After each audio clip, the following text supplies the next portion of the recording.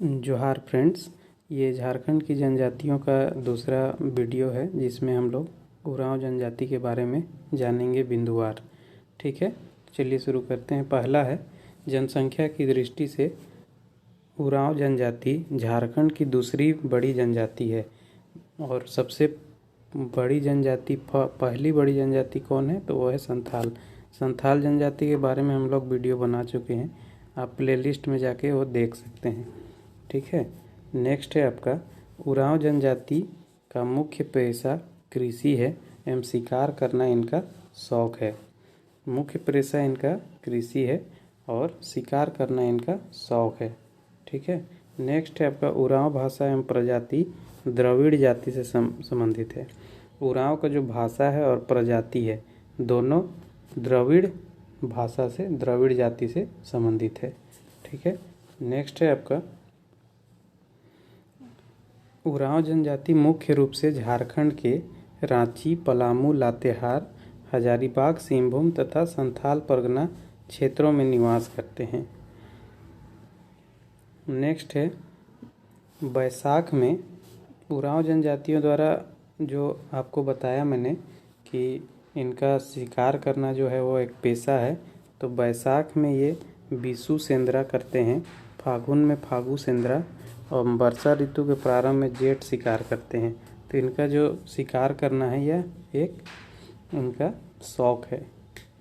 Next है आपका, उरांव जनजाति में पसरी प्रथा की भी काफ़ी प्रचलन में है।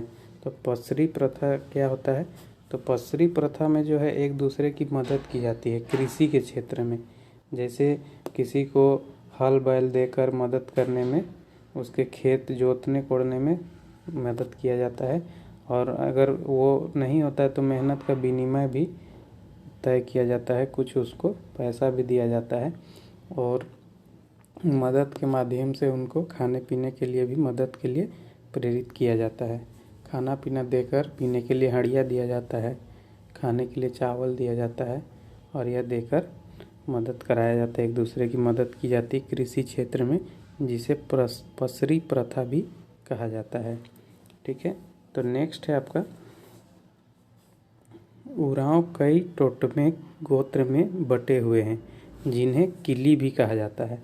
तो उरांव का गोत्र जो है उनका नाम है तिरकी, कच्छप, मींज, खलखो, एक्का, खाका, केरकेटा, लकड़ा, टोपो, कुजूर, ये सभी जो हैं उरांव जनजाति के गोत्र हैं। ठीक है, नेक्स्ट है आपका, समग्रामा विवाह को उरांव जनजाति स्वीकार नहीं करते हैं। तो संग्रामा विवाह के बारे में जान लेते हैं। संग्रामा विवाह मतलब होता है कि एक ही गांव में लड़का लड़की का शादी को ये लोग स्वीकार नहीं करते हैं, एक ही गांव में शादी को स्वीकार नहीं करते हैं, उसी को संग्रामा विवाह भी कहा जाता है। नेक्स्ट है आपका, आपस में कृत्रिम ढंग से नाता स्थापित करने के लिए सहिया का चुनाव करती हैं। तो देखिए, इनको जान लेते हैं। इनमें जो है एक दूसरे से सहिया लगाया जाता है, और इनको जो है सहियारो भी कहते हैं। लड़की जो कुंवारी, गांव की जो कुंवारी लड़की होती है, वो आपस में गोई या करमडार आदि के रूप में मित्रता बनाती है, और इसी प्रकार जो है लड़कों का भी होता है। तो लड़कों का भी अपना दूसरे लड़कों के साथ मित्रता बनाया जाता है। इसको स्वरूप का नाम दिया गया है लार या संगी। लड़कों का जो है वो लार या संगी है, और लड़कियों का सहियारो, गोई या करमडार है। ठीक है, नेक्स्ट है आपका, उरांव जनजाति के सामाजिक व्यवस्था में धुमकुड़िया एवं अखरा का महत्वपूर्ण स्थान है। देखिए, धुमकुड़िया को सबसे पहले जान लेते हैं कि धुमकुड़िया क्या चीज़ है। धुमकुड़िया एक आर्थिक, सामाजिक, धार्मिक संगठन का पुरातन स्वरूप प्रस्तुत करता है। यह जनजातीय प्रशिक्षण केंद्र इसको माना जाता है उरांव जनजाति का, जहां एक सफल सामाजिक व्यक्ति बनने का शिक्षा दी जाती है, जिसमें अपने जनजातियों के रीति रिवाज, परंपरा, लोकगीत, लोक नृत्य, लोक संस्कृति, आस्था, विश्वास आदि से परिचित कराते हुए व्यवहारिक ज्ञान भी दिया जाता है। इसमें देखिए, लड़कियों के लिए अलग और लड़कों के लिए अलग अलग होता है धुमकुड़िया। तो लड़कों का जो धुमकुड़िया होता है उसे जोंक एरपा कहा जाता है उनकी भाषा में, उरांव भाषा में, और लड़कियों के जो होता है धूमकुड़िया उसे पेल एरपा कहा जाता है। नेक्स्ट है जोंक एरपा के देखभाल एवं नियंत्रण के लिए किसी लड़के को मुखिया के रूप में नियुक्त कर दिया जाता है, जिसे महतो धांगर महतो भी कहा जाता है। देखिए जोंक एरपा यानी कि धूमकुड़िया जो लड़कों का है उसके देखभाल के लिए एक मुखिया का नियुक्त किया जाता है, जिसको महतो या धांगर महतो भी कहते हैं।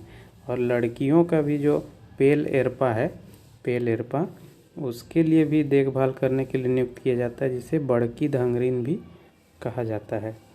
नेक्स्ट है आपका धूमकुड़िया में प्रवेश 10 से 11 वर्ष की उम्र में हो जाता है एवं विवाह के पूर्व तक इसके सदस्य रहते हैं। धूमकुड़िया में प्रवेश के लिए 10 से 11 वर्ष की उम्र रहती है, जिस समय इनको प्रवेश कराया जाता है एवं विवाह करने से पहले तक इनके सदस्य रहते हैं। और इनको जो है 3 श्रेणियों में बांटा गया है। तो पहला श्रेणी है पूना जोखर, जिसमें जो नया प्रवेश करता है उसको पूना जोखर कहते हैं। दूसरा है मांझ जोखर, जो 3 साल बाद जो 3 साल पुराना हो जाता है उसको मांझ जोखर कहते हैं। और नेक्स्ट है आपका कोहा जोखर, जो कि महतो या धांगर महतो जो धूमकुड़िया का मुखिया होता है उसका सहायक होता है। ठीक है। नेक्स्ट है आपका अखरा उरांव जनजाति का एक महत्वपूर्ण सामाजिक सांस्कृतिक संस्था है। अखरा जो होता है दोस्तों, अखरा है उरांव जनजाति का एक महत्वपूर्ण सामाजिक सांस्कृतिक संस्था। यहाँ पर ये इसको एक तरह से विराम स्थल भी कहा जाता है, जिसको प्रकृति का शरण स्थल भी है, जहाँ दिन भर लोग काम मेहनत कड़ी मेहनत के बाद अपना वहाँ थकान मिटाने के लिए भी उपयोग करते हैं, वहाँ पर जाके आराम करते हैं, जिसको अखरा भी कहा जाता है, जहाँ सांस्कृतिक प्रोग्राम भी अपना जनजाति से संबंधित रखते हैं। नेक्स्ट है आपका उरांव जनजाति के लोगों का प्रमुख देवता धर्मेश है, जो सिंह बोंगा या सूर्य का प्रतीक है। और सरना जो है इनका मुख्य पूजा स्थल है। सरना जो है इनका मुख्य पूजा स्थल है और इनके प्रमुख देवता का नाम है धर्मेश, जो सिंह बोंगा या सूर्य का प्रतीक है। और धरती माता उनकी दंपति मानी जाती है। और अन्य देवी देवता भी इनके हैं, जैसे पहाड़ देवता मरंगबुरु हो गया, ठाकुर देव हो गया, सीमांत देवता हो गया, कुल देवता आदि, इनकी भी पूजा किया जाता है। और पूजा इनके जो है वो पहान के द्वारा कराया जाता है। नेक्स्ट है आपका उरांव जनजाति के लोगों का मुख्य पर्व सरहुल, कर्मा, जितिया, नवाखानी या फागु जतरा इत्यादि है। मुख्य पर्व में यही सब है, सरहुल, कर्मा, जितिया, ये जो सांस्कृतिक और प्रकृति से संबंधित पर्व है। नेक्स्ट है आपका सर्वप्रथम इनका आगमन छोटानागपुर क्षेत्र में हुआ। सबसे पहले आकर बसने वाले कृषि कार्य करने वाले भूइंहर कहलाए। तो देखिए सबसे पहले जो है यह छोटानागपुर के क्षेत्र में आकर बसे और आकर पहले जंगल झाड़ी को साफ कर कृषि योग्य भूमि बनाए। और इनके द्वारा जो भूमि बनाया गया उसे भूइंहर भूमि भी कहा गया। और बसने वाले गांव को भूइंहर गांव भी कहा जाता है तथा इनको भूइंहर भी कहा जाता है। तो सबसे पहले जो आए उनको भूइंहर कहा जाता है और उनके बाद जो आए उनको उरांव रैयत भी कहा जाता है, उरांव रैयत या जेठ रैयत। ठीक है। नेक्स्ट पॉइंट है 7, 12, 21 या 22 गाँव को मिलाकर पढ़ा पंचायत का गठन किया जाता है, जिसके प्रधान को पढ़ा राजा भी कहा जाता है।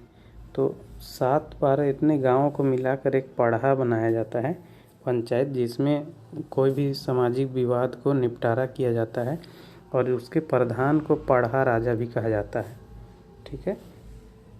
नेक्स्ट है आपका संपत्ति का बंटवारा, विवाह संबंधी विवाद, यौन अपराध एवं चोरी जैसे अपराधों से संबंधित तमाम मामलों पढ़ा पंचायत या ग्रामीण स्तर पर सुलझाए जाते हैं। जैसे अभी आपको बताया मैंने, जो पढ़ा राजा होता है, पढ़ा पंचायत का मेन जो प्रधान होता है, उनके द्वारा संपत्ति का बंटवारा, विवाह संबंधी विवाद, यौन अपराध एवं चोरी जैसे अपराधों से संबंधित मामले इस स्तर पर निपटाए जाते हैं।